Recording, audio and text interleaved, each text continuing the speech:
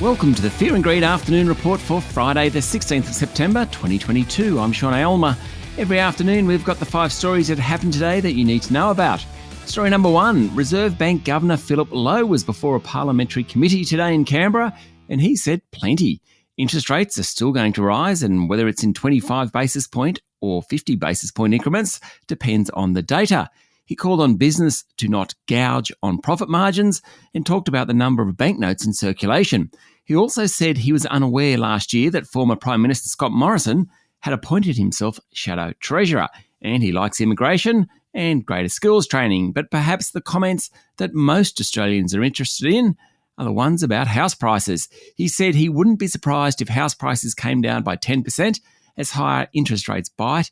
If they did, he pointed out, house prices would still be up 15% over the past 3 years. So true.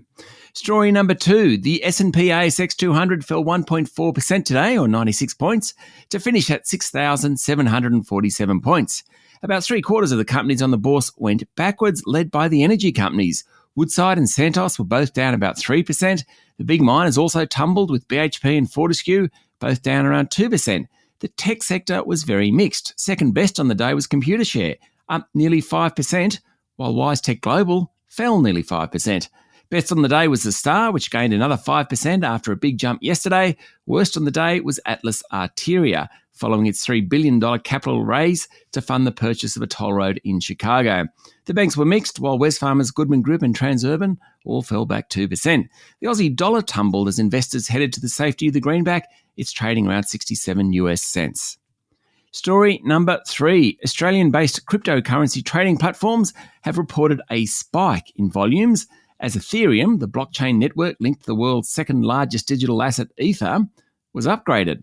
That upgrade was known as the Merge. There was lots of interest in it in crypto land. It went successfully, and now trading in Ethereum uses a fraction of the energy that it used to. Story number 4. France's Engie has pressed the button on construction of an $87 million green hydrogen project in Western Australia's Pilbara region, representing the country's first commitment to an industrial-scale plant in the fast-emerging industry for the carbon-free fuel.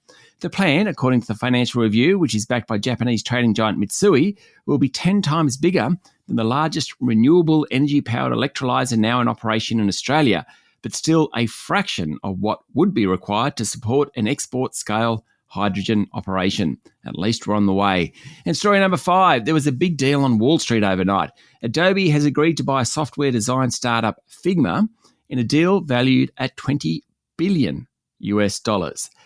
That's a startup. Not bad. Adobe wants to expand its suite of creative tools for professionals. A deal announced by Adobe is the biggest ever takeover of a private software company, according to Bloomberg. It's also Adobe's biggest acquisition, and the market found the deal expensive, sending Adobe's share prices on their steepest single-day decline since 2010. Figma, which allows customers to collaborate on software as they build it, saw demand jump during the pandemic while more people worked remotely. That's it for the afternoon report for Friday, the 16th of September, 2022. Don't forget to hit follow on the podcast and find Fear and Greed on LinkedIn, Twitter and Facebook. Join Michael Thompson and I tomorrow morning for the Fast 5 Weekend Edition. I'm Sean Aylmer. Enjoy your evening.